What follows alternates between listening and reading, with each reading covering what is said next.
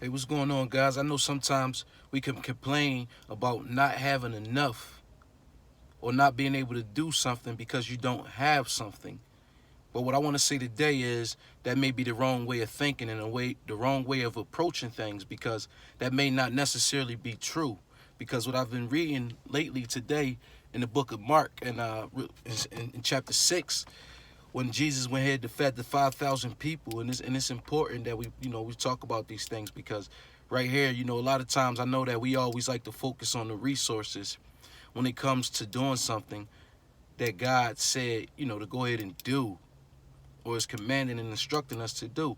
Here it is in the disciples' life that God was telling them to feed the people, and they was saying pretty much that we don't got it, we can't do that, and they was basing that answer off of what they did have. That's why it's so important that you know we don't allow reality to over trump faith, to over triumph faith, or rule out faith. We don't allow reality to rule out faith, because it's two different things, and we got to bring this back to perspective, because the Bible say we walk by faith and not by sight, right? And you always want to keep that into play.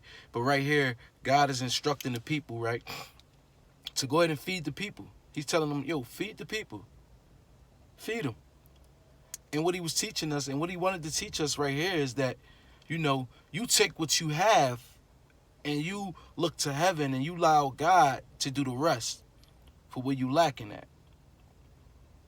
Because he always wants us to always never take our faith or never take our trust and our focus off of God. Because if you really look at it, when Jesus got what they had given him, which was the 5 fish and the 2 loaves, the 5 loaves and the 2 fish, what he did was he looked to heaven. It say real clear that he looked up to heaven, and then he broke it, recognizing and trusting, and guess what? The Lord will provide. So we always got to take that into consideration, that the Lord will provide. Like, stop focusing on what you don't have. You know what I'm saying? Take what you do have and give it to God, because he's able to make a way with what you do have. A couple points that I want to point out real fast is that, one, we are equipped to do the impossible. We want to see that. That's why God ain't going to tell you to do something that you can't do. See what I'm saying? In the reality sense, and in human ways, it looked like they wasn't able to do it because they didn't have enough mathematically. That's why you can't even go off the numbers sometimes. You know what I'm saying? You can't even do it because guess what? What God is calling you to do may not always be logically sound. But God knows that, guess what? You can do it. That's why I say you can do all things through Christ, right? And again, don't let reality overrule your faith. We walk by faith, not by sight. And real fast, what do you have right now? What do you have right now? You know what I mean? Do inventory on what you do have and stop complaining about what you don't have. Look at what you do have.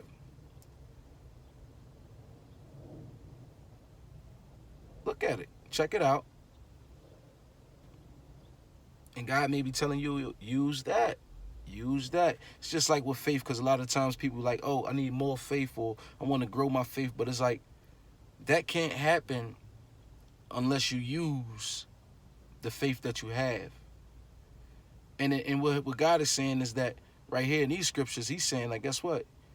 If you don't take what I already gave you and use it, you will never experience the miraculous in your life.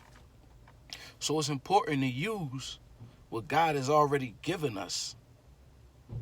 And notice that what they had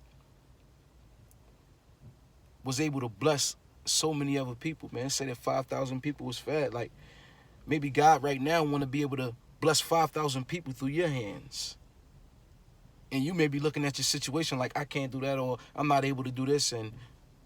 But God is like, yo, I gave you enough. Now focus on me and come to me and let me do the rest. So I'm saying, never forget that it's always God working through us. And this was all about fulfilling God's plan. So I'm saying, because when you really look at it, it say the sheep. Jesus looked on the sheep and he had compassion, because he seen that they was sheep led without no shepherd.